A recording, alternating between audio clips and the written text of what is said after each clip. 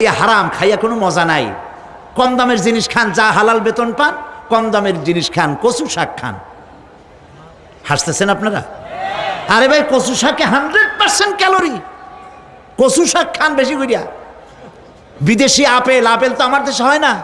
বিদেশি আপেল বেশি না খাইয়া দেশের পেয়ারা খান। 2টা আপেলের সমান 1টা পেয়ারা। কোক 7 আপ ইহুদিদের পণ্য না খাইয়া একটা ডাব খান। আর বড় সাইজের পাঙ্গাস না খাইয়া চেলা, পুটি, মলা, ডলা, কাসকি, তারপরে লচ্চা, জি, এগুলো খান। কি হবে?